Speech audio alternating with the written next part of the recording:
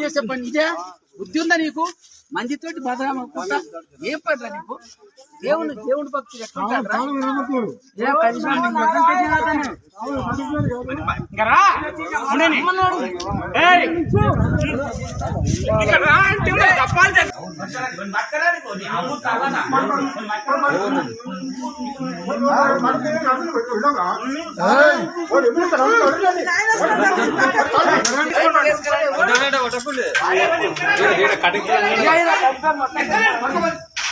మా పేరు బాలకృష్ణ, మాది తెలంగాణ వనపర్తి జిల్లా రేవల్లి మండలము కేశంపేట గ్రామం. ఆ నుంచి అమ్మ స్వప్న దర్శనం వలన నేను అమ్మ మాణికేశ్వరి మాత సన్నిధిలో కొన్నాళ్ళు సేవ చేసుకొని ధ్యానం చేసుకోవాలని చెప్పేసి అమ్మ దగ్గరికి వచ్చిన తర్వాత అమ్మ ఆజ్ఞ మేరకు నేను దత్తాత్రేయుని గుళ్ళో 4 సంవత్సరాలు దత్తాత్రేయుని సేవ చేసుకుంటూ 4 సంవత్సరాలు కాలం గడిపిన తర్వాత అమ్మ ఐక్యమైన 2 మాసాలకు మళ్ళా శివ దర్శనానికని అమ్మ మామందిర దర్శనానికని వెళ్తే శివయ్య దర్శనం ఇవ్వలేదు.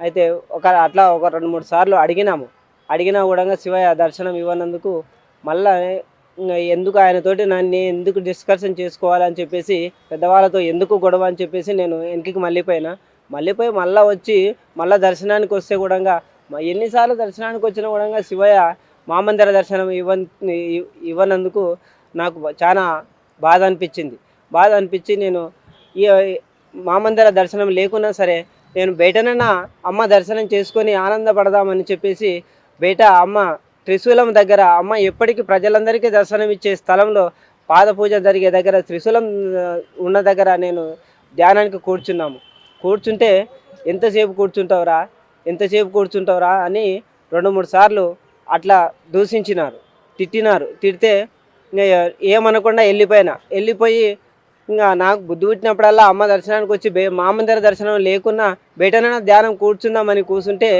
ఇంకా శివయ్య 2-3 సార్లు చెప్పి వీడి ఇట్లా ఊరికే చెప్పితే వినడు అని చెప్పేసి కొట్టుకుంటూ తిట్టుకుంటూ 5-6 సార్లు మెట్ల పొడితే ముందరి భాగం మెట్ల పొడితే ఈడ్చుకుంటూ తీసుకుపోయి కింద గణేశుని గుడి కాడ పడేసిండ్రు.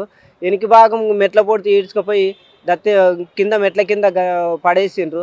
ఇట్లా 4 సార్లు 5 సార్లు పడేసిండ్రు. 6వసారి తీసుకుపోయి అక్కడ పోలీస్ చెక్ పోస్ట్ దగ్గర కూడా రాత్రి 10 గంటలకు తీసుకుపోయి పోలీస్ చెక్ పోస్ట్ దగ్గర పడేసిర్రు. అట్లా 6 సార్లు నా మీద ఘోరంగా కొట్టి జర ఈడ్చుకుపోయి పడేసినప్పుడు ఎవరు కూడా నా వెనుక అమ్మ తప్ప నా వెనుక నాకు సపోర్ట్ చేసేవాళ్ళు ఒక్క మనిషి కూడా యానగొంది క్షేత్రంలో కానీ అమ్మ భక్తులలో కానీ ఎవ్వరు కూడా నాకు సహకారం చేసిన వాళ్ళు ఎవ్వరూ లేరు.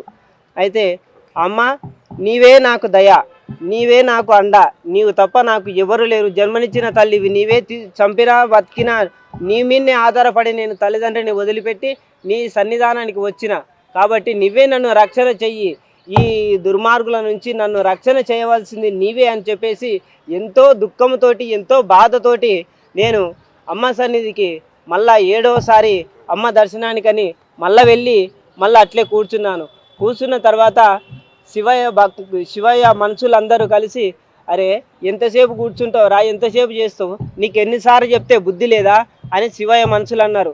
శివయ్య మనుషులు అంటే శివయ్య వచ్చి ఏం రా మాలముండా కొడుక, గాడిద కొడుక, బుద్ధి లేదురా, ఎన్నిసార్లు తిట్టినా కొట్టినా కూడా నీకు సిగ్గు లేదేంరా, మంచివైతే నువ్వు గుట్ట మీనికి రాకూడదు, నువ్వు మంచివా రాక్షసివిరా అని చెప్పేసి తాను లోపల రాక్షస గుణాలు పెట్టుకొని నన్ను రాక్షసుడని ఎన్నోసార్లు తిట్టినాడు. ఎన్నోసార్లు మాలముండా కొడుక, లంజ కొడుక, లమ్మిడి కొడుక అని చెప్పేసి బుద్ధి లేరా, సిగ్గు లేరా లంజ కొడుక అని చెప్పేసి కన్న తల్లిని లంజ అని ఒక గలీజ్ మాట అంటే నాకు బాధ అనిపించదా? అటువంటి బాధలకు నేను భరించుకోలేక ఎంతో దుఃఖించి బాధపడి ఇది చేసిన. కానీ నన్ను ఈడ్చుకుంటూ కొట్టి రక్తాలు ఆరేటట్టు కొట్టి జ్యోతిబండి అనే గుడికి ఆ సంబంధించిన ట్రావెల్ బండిలో నన్ను కాళ్ళు చేతులు కట్టేసి తీసుకొని పోయి ముదేలి పోలీస్ స్టేషన్కు అప్పగించారు. అప్పగిస్తే కూడా పోలీసులు నా మీద ఏమాత్రము జాలి చూపలేదు. అయితే వాళ్ళు కొట్టి నన్ను కొట్టింది కాక మళ్ళీ నా మీదనే కేసు దొంగతనానికి వచ్చారు, అది వచ్చారు, ఇది వచ్చారు అని చెప్పి కేసు బుక్ చేశారు. దొంగతనానికి వచ్చేవాడిని అయితే దొంగతనానికి వచ్చేవాడిని అయితే పట్టపగలు ఎందుకు వస్తాను? 100 మందిలో ఎవరన్నా దొంగతనానికి చేయడానికి వస్తారా? అంతకుముందు 6 సార్లు నేను దర్శనానికి వచ్చిన, దర్శనానికి వచ్చి నేను ఆడ కూర్చుంటే కూడా ఆయన మా పేరు బాలకృష్ణ. ಏನು ನಡೀತಾ ಇದೆ ಅಂದರೆ ಇವರು ವನಪರ್ತಿ ತೆಲಂಗಾಣ ಪ್ರಾಂತ ವನಪರ್ತಿ ಡಿಸ್ಟಿಕ್ ಅವರು ಬಾಲಕೃಷ್ಣ ಸ್ವಾಮಿ ಇವ್ರ ಹೆಸರು. ಇವರು 2015ದಾಗ ಮಾತಾ ಮಾಣಿಕೇಶ್ವರ ಅಮ್ಮನವ್ರ ದರ್ಶನ ಪಡೆದು ಅವರು ಮನಸ್ಫೂರ್ತಿಗ ತನು ಮನು ಧನು ಭಾವನೆಲಿಂತ ಸಂಪೂರ್ಣವಾಗಿ ತನ್ನ ಕುಟುಂಬ, ತಮ್ಮ ಮನೆ, ತಾಯಿ ತಂದೆ, ಹುಟ್ಟಿದ ಮನೆ ಎಲ್ಲನೂ ತ್ಯಾಗ ಮಾಡಿ ಇವರು ಸುಮಾರು 2015ಲಿಂತ ಅಲ್ಲಿ ಅಮ್ಮವ್ರ ಆಶ್ರಮದಾಗೆ ಸೇವೆ ಮಾಡ್ತಾ ಇದ್ರು ಉಚಿತವಾಗಿ ಎಲ್ಲ. ಅದಕ್ಕೆ ಇವರು SC/ST ಸಮಾಜದವರು ಸಂಬಂಧ ಪಡೆದವರು, SC ಸಮಾಜದ ಮಾಲ ಇವರು. ಅದಕ್ಕೂ ಇವರು ಕಮ್ಮಿ ಜಾತಿಯವರಾದರು. ಅವರು ನೀವು ಗುಡಿ ಮೇಲೆ ಬರಬಾರ್ದು, ಅದು ಮಾಡಬಾರ್ದು, ಇದು ಮಾಡಬಾರ್ದು ಅನ್ನೋ ಉದ್ದೇಶಲಿಂತ ಇವ್ರಿಗೆ ಜಾತಿ ಭೇದ ಮಾಡಿ, ಜಾತಿ ನಿಂದನ ಮಾಡಿ ಇವ್ರಿಗೆ ಹಿಂಸೆ ಮಾಡೋದು, ಹಲ್ಲೆ ಮಾಡೋದು, ಓಂ ನಮೋ ನಾರಾಯಣನೇ ಭಾವನೆಲಿಂತ ಇವ್ರು ಸೇವೆ ಮಾಡ್ತಾಯಿದ್ರು. ಅದಕ್ಕೆ ಇವ್ರಿಗೆ ಹಿಂಸೆ ಮಾಡಿ ಇವ್ರಿಗೆ ಹೊರಗೆ ಹಾಕೋಕ್ಕೂ ಪ್ರಯತ್ನ ಮಾಡ್ತಾಯಿದ್ರು. ಎದಕ್ಕಂದರೆ ಇವರು ಶಿವಸ್ವಾಮಿ ಏನು ಮಾಡ್ತಾಯಿದ್ರು ಅಂದರೆ ಯಾನಗುಂದಿ ಅನ್ನೋ ಮಠ ತಮ್ಮದೇ ಒಂದು ಮನೆ ಅಂತ ಮಾಡ್ಕೊಂಡ್ಬಿಟ್ರು ಅವರು. ತಮ್ಮದು ಅವ್ರು ಹುಟ್ಟಿದ್ದು ಕಾವಲಿ ಅಂದರೆ ನೆಲ್ಲೂರು ಜಿಲ್ಲಾ, ಅವರು ತೆಲಂಗಾಣ, ಆಂಧ್ರ ಪ್ರದೇಶ. ಈಗ ಮೊದಲು ಆಂಧ್ರ ಪ್ರದೇಶ ಇತ್ತು, ಈಗ ಅದೇ ಆ ಕಡೆ ತೆಲಂಗಾಣ ಸಪ್ರೇಟ್ ಆಗ್ಯದ.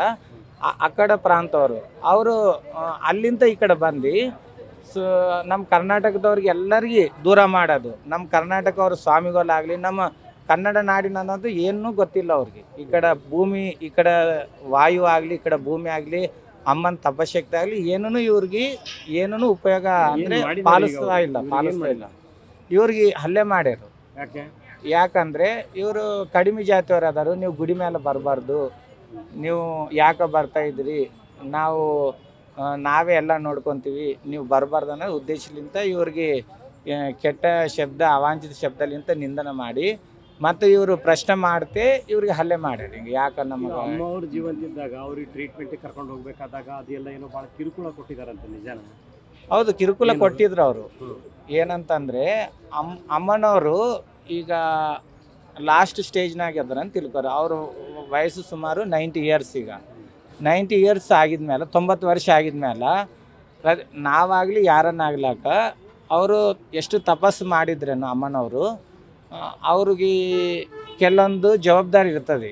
ಆಶ್ರಮ ಹೆಂಗೆ ಡೆವಲಪ್ ಆಗಿದೆ ಅಂದರೆ 100 ಜನ ಭಕ್ತಾದಿಗಳು ಅಮ್ಮವ್ರ ತಪಶಕ್ತಿಲಿಂತ ಆಶೀರ್ವಾದ ಪಡೆದು ಭಕ್ತಾದಿಗಳು ಅವ್ರಿಗೊಂದು ಏನೋ ಒಂದು ಒಳ್ಳೇದಾಗಿದೆ ಅವ್ರ ಜೀವನದಾಗ.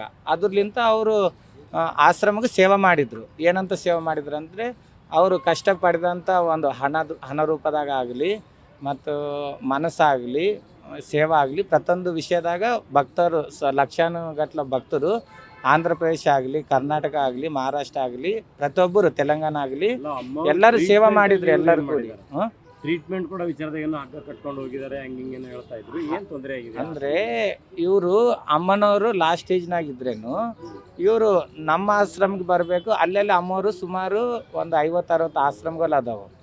ಎಲ್ಲ ಆಶ್ರಮಕ್ಕೆ ವಿಸಿಟ್ ಮಾಡ್ಲಿಕ್ಕೆ ಕರ್ಕೊಂಡು ಹೋಗ್ಯಾರ. ಅಮ್ಮವರು ಹೋಗ್ಲಾರ್ದಂಥ ಸ್ಥಿತಿನಾಗಿದ್ರೇನು ಅಂಥದ್ದು ಪರಿಸ್ಥಿತಿ ಇದ್ದರೆ ಅಮ್ಮವರು ಶ್ರೀಶೈಲಕ್ಕೆ ಹೋಗ್ತೀನನೇ ಅಂದಿದ್ರು. ಅಂದರೆ ಹೆಲಿಕಾಪ್ಟರ್ ಮುಖಾಂತರ ಒಯ್ಬೋದು. ಅದು ಬಿಟ್ಟು ಇವರು ಕಾರ್ನಾಗ ಟ್ರಾವೆಲಿಂಗ್ ಮಾಡಿಸ್ಯಾರ ಪಾಪ ಅಮ್ಮವ್ರಿಗೆ. ಹಂಗಾಗಿ ಭಾಳ ಕಷ್ಟ ಆಗ್ಯದ ಅವರು ಮಾಡಿ. ನಮ್ಮ ಹೆಸರು ಭಾರದ್ವಾಜ್ ಸ್ವಾಮೀಜಿ, ಮಾತಾ ಮಾಣಿಕೇಶ್ವರ ಆಶ್ರಮ, ಬೆನ್ನೂರು ಪಿ.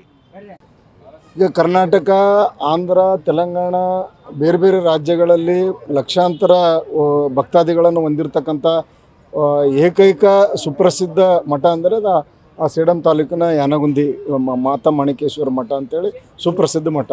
ಅಲ್ಲಿ ಅನೇಕರು ಭಕ್ತಾದಿಗಳಿದ್ದಾರೆ, ಆಮೇಲೆ ಸಾಧು ಸನ್ಯಾಸಿಗಳಿದ್ದಾರೆ. ಆ ಪೈಕಿ ಇವರು ಬಾಲಕೃಷ್ಣ ಅಂತಕ್ಕಂಥ ಒಬ್ಬ ಮಾಲ ಅಂದರೆ SC ಜಾತಿಗೆ ಸೇರಿದಂಥ ಒಬ್ಬ ಪೂಜಾರಿ. ಆ ಪೂಜಾರಿ ಮಾತಾ ಮಾಣಿಕೇಶ್ವರ ಲಿಂಗೈಕ್ಯ ಆದ ನಂತರ ಅವ್ರನ್ನ ದರ್ಶನ ಮಾಡಬೇಕು ಅಂತೇಳಿ ಹೋದಾಗ ಅವರ ಒಂದು ಕೆಲವು ಕುರುಕೃತ್ಯಗಳೇನಿದ್ದಾವಲ್ಲ ಅದು ಗೊತ್ತಾಗ್ತದೆ ಅಂತೇಳಿ ಆ ಶಿವಯ್ಯ ಮತ್ತು ಆತನ ಮಕ್ಕಳದು ಕುರುಕೃತ್ಯಗಳೇನಿದ್ದಾವಲ್ಲ ಅದು ಗೊತ್ತಾಗಬಾರ್ದು ಅಂತಕ್ಕಂಥ ಉದ್ದೇಶದಿಂದ ಇವ್ನು ಬಂದದ್ದು ನೋಡಿ ದುರುದ್ದೇಶದಿಂದ ಇವರನ್ನು ಹಿಡಿದು ದರದರನೆ ಎಳ್ಕೊಂಡು ಹೋಗಿ ಹೊಡೆದು ನಮ್ಮ ಕಳ್ತನ ಮಾಡ್ಲಿಕ್ಕೆ ಬಂದಿದ್ದಾನಂತೇಳಿ ಉಲ್ಟಾ ಪೊಲೀಸರಿಗೆ ಕರೆಸಿ ಆ ಪೊಲೀಸ್ ಸ್ಟೇಷನ್ನಲ್ಲಿ ಕೂಡಿ ಹಾಕಿ ಅನ್ನ ನೀರು ಕೊಡದೇನೆ ಕುರುಕೃತ್ಯವನ್ನು ಎಸಗಿದ್ದಾರೆ. ಇವರು ಜಿಲ್ಲಾ SP ಅವರಿಗೂ ಮತ್ತು ಪೊಲೀಸ್ ಸ್ಟೇಷನ್ದವರಿಗೂ ಅನೇಕ ಬಾರಿ ದೂರುಗಳನ್ನು ಕೊಟ್ಟಿದ್ದಾರೆ. ಯಾವುದೇ ಕ್ರಮ ಜರುಗಿಸಿಲ್ಲ. ನಾವು ಗೃಹ ಸಚಿವರನ್ನು ಭೇಟಿಯಾದಾಗ ಗೃಹ ಸಚಿವರ ಆಪ್ತ ಕಾರ್ಯದರ್ಶಿಗಳು ಗುಲ್ಬರ್ಗ SP ಅವರಿಗೆ ಫೋನ್ ಮಾಡಿದ್ದಾರೆ. ಅವರು ತನಿಖೆ ಮಾಡ್ತೀನಿ ಅಂತೇಳಿ ಜನವರಿ ತಿಂಗಳಲ್ಲಿ ನಡೆದಂಥ ಒಂದು ಈ ಘಟನೆ ಇನ್ನೂ ಕೂಡ ಯಾವುದೇ ಕ್ರಮ ಜರುಗಿಸಿಲ್ಲ. ಆ ಕಾರಣಕ್ಕಾಗಿ ನಾವು ಈ ಒಂದು ಕ್ರಮ ಜರುಗಿಸಲಿಲ್ಲ ಅಂತಂದರೆ ನಾವು IG ಕಚೇರಿ ಎದುರುಗಡೆ ಧರಣಿ ಸತ್ಯಾಗ್ರಹ ಮಾಡ್ತೀವಿ ಅಂತ ಹೇಳಿ ಈ ಸಂದರ್ಭದಲ್ಲಿ ಹೇಳಬಯಸ್ತಾ ಇದ್ದೀನಿ. ಇವರು ಏನಂತ ಹೋಗಿದ್ರಲ್ಲಿ ಏನು ಕೆಲಸ ಮಾಡ್ತಿದ್ರಿ ಆ ಮಠದಲ್ಲಿ? ಇವರು ಅಲ್ಲಿ ಮಠ ದತ್ತಾತ್ರೇಯ ಮಠ ಅಂತೇಳಿ ಮಾತಾ ಮಾಣಿಕೇಶ್ವರಿ ಆಶ್ರಮದಲ್ಲೇ ಒಂದು ದತ್ತಾತ್ರೇಯ ಮಠ ಅಂತಿದೆ. ಆ ದತ್ತಾತ್ರೇಯ ಮಠದಲ್ಲಿ ಇವರು ಪೂಜಾರಿಗಳು ಆ ಶಿವಯ್ಯ ಮತ್ತು ಆ ಶಿವಯ್ಯ ಅವರು ಟ್ರಸ್ಟ್ ಕಾರ್ಯದರ್ಶಿಗಳಿದ್ದಾರೆ. ಆ ಕೆಲವೊಂದು ವಿಷಯಗಳು ಇವ್ರಿಗೆ ಗೊತ್ತಾಗಿದೆ. ಏನಂತಂದರೆ ಈಗ ಒಬ್ಬ ಸುಪ್ರಸಿದ್ಧ ಯೋಗ ಜ್ಞಾನಿ ಮಾತಾ ಮಾಣಿಕೇಶ್ವರವರು ಅನಾರೋಗ್ಯದಿಂದ ಇದ್ದಾಗ ಅವ್ರನ್ನ ಆಸ್ಪತ್ರೆಗೆ ಕರ್ಕೊಂಡು ಹೋಗ್ಬೇಕಾದ್ರೆ ಆಂಬುಲೆನ್ಸಲ್ಲಿ ಕರ್ಕೊಂಡು ಹೋಗ್ಬೋದಾಗಿತ್ತು, ಸ್ಪೆಷಲ್ ಹೆಲಿಕಾಪ್ಟ್ರಲ್ಲಿ ಕರ್ಕೊಂಡು ಹೋಗ್ಬೋದಾಗಿತ್ತು, ಅಥವಾ ಬೇರೆ ಬಸ್ ಆಂಬುಲೆನ್ಸಲ್ಲಿ ಬೇರೆ ಬೇರೆ ವ್ಯವಸ್ಥೆ ಮಾಡ್ಬೋದಾಗಿತ್ತು. ಆದರೆ ಆ ಮಾತಾ ಮಾಣಿಕೇಶ್ವರನ ಒಂದು ಕಾರಲ್ಲಿ ಒಂದು ಕುರ್ಚಿ ಹಾಕಿ ಆ ಕುರ್ಚಿ ಕಟ್ಟಿ ಆಸ್ಪತ್ರೆಗೆ ಕರ್ಕೊಂಡು ಹೋಗಿದ್ದಾರೆ. ಅಂದರೆ ಅವರಿಗೆ ಸಾವಿಗೆ ಇವರು ಶಿವಯ್ಯ ಮತ್ತು ಅವ್ರ ಮಕ್ಕಳೇ ಕಾರಣ ಅಂತಕ್ಕಂಥ ವಿಷಯ ಇವ್ರಿಗೆ ಗೊತ್ತಾಗಿದೆ. ಸೊ ಹೀಗಾಗಿ ಈತ ಇಲ್ಲಿ ಬಂದರೆ ನಮ್ಮದೆಲ್ಲ ಅವ್ಯವಹಾರಗಳು ಹೊರಗಡೆ ಬರ್ತವೆ ಅಂತಕ್ಕಂಥ ಉದ್ದೇಶದಿಂದ ಅವರಿಗೆ ಆಸ್ಪದ ಮಾಡಿಕೊಟ್ಟಿಲ್ಲ ಅಂತಕ್ಕಂಥದ್ದು ನಮ್ಮಲ್ಲಿದೆ. ಯಾಕಂದರೆ ಅದು ಆ ವಿಡಿಯೋ ಕೂಡ ನಮ್ಮ ಹತ್ರ ಇದೆ. ಯಾವುದು ಕಾರಲ್ಲಿ ಕರ್ಕೊಂಡು ಹೋಗಿರೋದು, ಕಾರಲ್ಲಿ ಆ ಮಾತಾ ಮಾಣಿಕೇಶ್ವರಿಗೆ ಹಗ್ಗಗಳನ್ನು ಕಟ್ಕೊಂಡು ಆಸ್ಪತ್ರೆಗೆ ಕರ್ಕೊಂಡು ಹೋದದ್ದು ಇದೆ. ಅವಾಗಲೇ ಯಾಕೆ ಇವರು ಅದನ್ನು ಪ್ರತಿಭಟಿಸಲಿಲ್ಲ? ಯಾಕೆ ಆ ವಿಚಾರ ತರಲಿಲ್ಲ ಗಮನಕ್ಕೆ?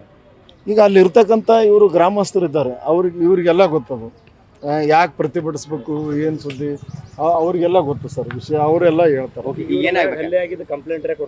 ಕಂಪ್ಲೇಂಟ್ ಕೊಟ್ಟಿದ್ದಾರೆ, FIR ಮಾಡಿಲ್ಲ. ಬಟ್ ಇವ್ರ ವಿರುದ್ಧ ಕಳ್ಳತನ ಕೇಸ್ ಇದು ಕಳ್ಳತನಕ್ಕೆ ಬಂದಿದ್ದಾರೆ ಅಂತೇಳಿ ದುರುದ್ದೇಶದಿಂದ ಪೊಲೀಸರ ಮೇಲೆ FIR ಅಂತಂದರೆ ಇದು ತಹಸೀಲ್ ಆಫೀಸ್ನಲ್ಲಿ 110 110 ಹಾಕಿ ಅದು ಅವ್ರಿಗೆ ತೊಂದರೆ ಕೊಟ್ಟು ಅನ್ನ ನೀರು ಕೊಡೋದನ್ನೇ ತೊಂದರೆ ಕೊಟ್ಟಿದ್ದಾರೆ ಸರ್. ಈಗ ಕೂಡಲೇ ಆರೋಪಿಗಳ ವಿರುದ್ಧ FIR ಆಗಬೇಕು ಮತ್ತು ಅವರಿಗೆ ಕಠಿಣ ಶಿಕ್ಷೆಗೆ ಗುರುಪಡಿಸಬೇಕು. ಮತ್ತು ಇವರಿಗೆ ಅನ್ಯಾಯ ಆಗಿದೆ, ಅವ್ರನ್ನ ಮತ್ತೆ ಆಶ್ರಮದಲ್ಲಿ ತೆಗೆದುಕೊಂತ ಕೆಲಸ ಮಾಡಬೇಕು. ನನ್ನ ಹೆಸರು AB ಹೊಸಮನಿ.